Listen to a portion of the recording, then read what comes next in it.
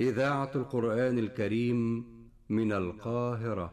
ادع إلى سبيل ربك بالحكمة والموعظة الحسنة وجادلهم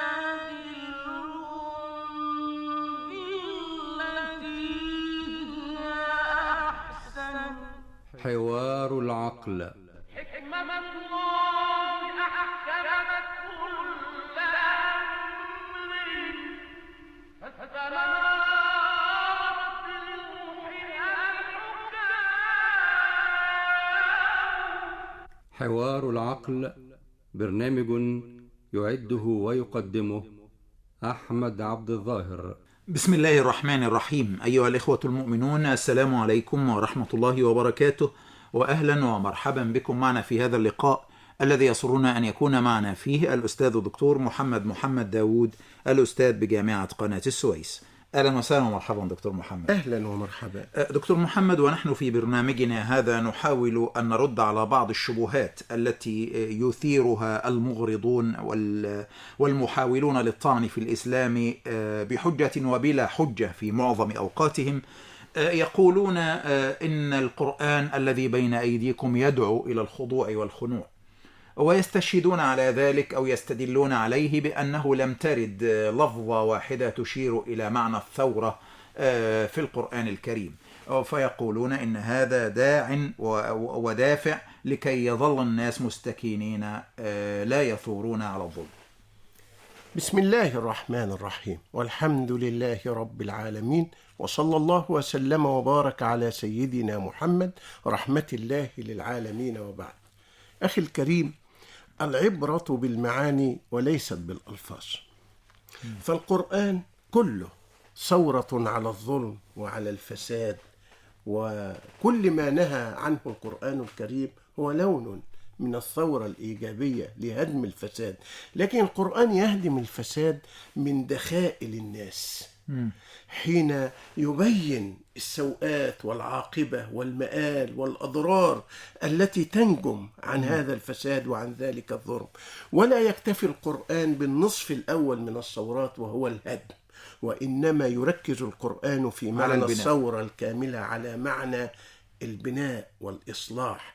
وعملية الإصلاح في القرآن منهج قرآني متجدد للتحديث والتطوير، حين قال ربنا إن هذا القرآن يهدي للتي هي أقوم، فالأقوم والأحسن والأفضل مطلب يتجدد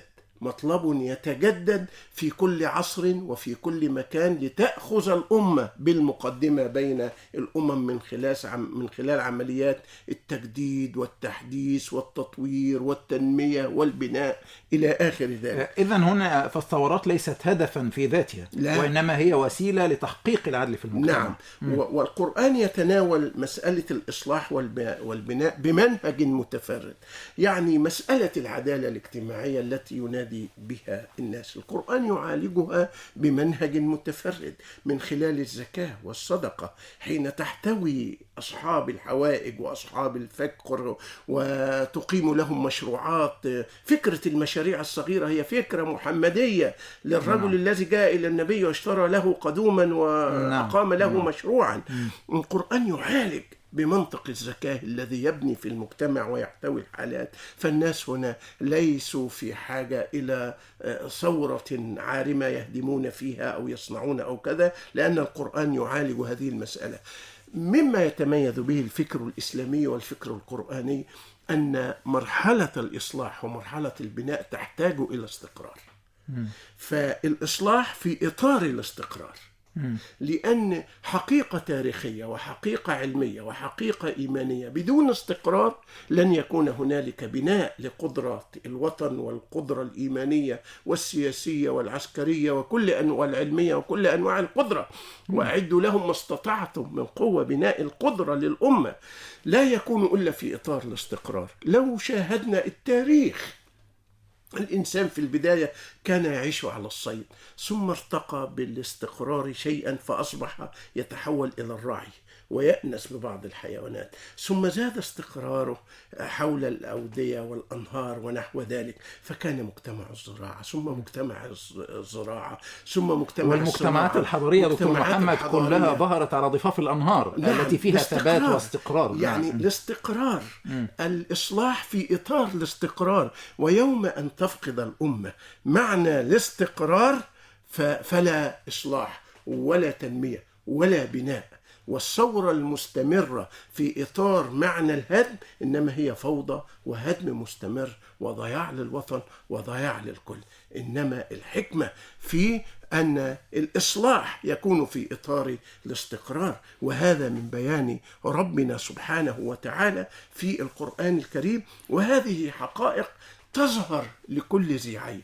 والمهم أن القرآن يفعل هذه المسائل ببناء الإنسان أولا، لأن مهما دعوت يعني هو يرغب في ثورة داخلية من الإنسان على نفسه، على ثورة عيوبه وأخطائه وثورة أولا. نفسية وثورة لبناء الإنسان بناء إيمانيا. نعم. يمكن له أن يلتزم بهذه السلوكيات الفاضلة. ولعل قوله تعالى أتأمرون الناس بالبر وتنسون أنفسكم وأنتم تتلون الكتاب، هنا تشير إلى ضرورة إصلاح النفس أولا، إلى الثورة على العيوب. نعم أخي الكريم، لأن مهمة الأديان ومهمة الأنبياء هي التغيير.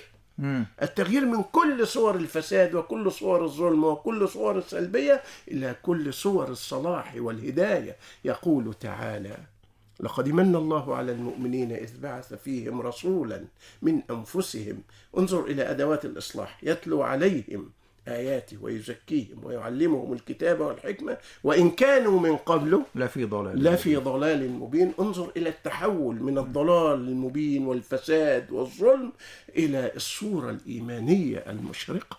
نعم. ومن هنا يأتي معنى الثورة الإيجابية في القرآن بمعنى الإصلاح في إطار الاستقرار، لأن الثورة المستمرة في جانب الهدم إنما هي فوضى مستمرة، وإنما هي لا تحقق للشعوب لا نموا ولا بناء للقدرة ونحو ذلك.